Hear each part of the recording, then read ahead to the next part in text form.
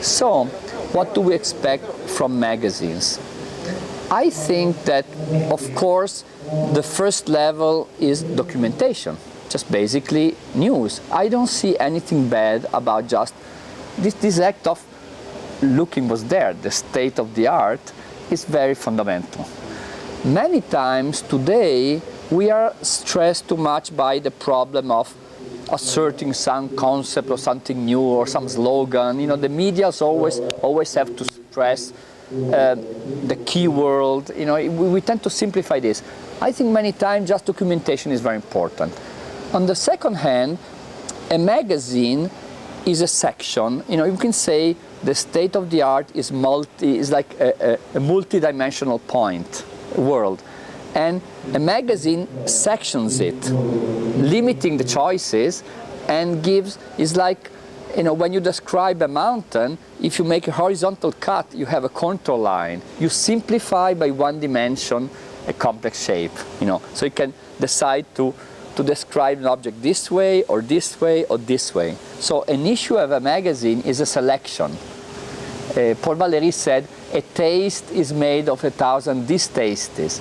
So the editor's choice is a choice of selection, and this is also an interpretation, without putting too much concept into it. So selecting is interpreting. Some magazines I can't even understand what they're talking about. I mean, they just, you know, they mix everything. I mean, I find them very fatiguing. So some kind of sachlichness, I would say, even of graphics, which is a good tradition, helps you. I mean, I think we should not have a fetishist view of clarity.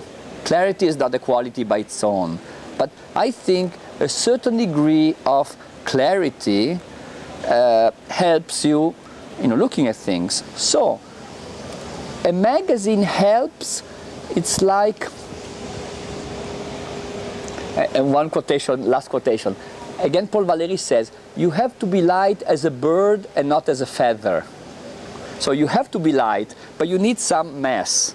You know? So to cross things without being just fluffering around, you know, like a magazine could go like that, but it needs some weight and help. So it registers change, but with some kind of continuity. We are today in a more hypertext world where text and images, they overlap in a different way.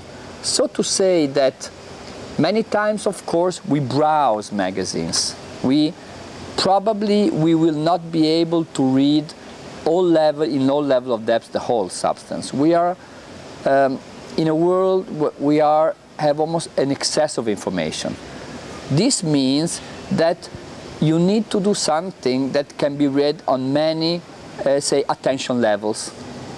Now, Walter Benjamin said, architecture and film, he has this famous essay about the work art in the age of technical reproduction, and said, architecture and film are two arts which are perceived in distraction. He was saying architects need to be perceived without intensity, like as a backdrop of the world.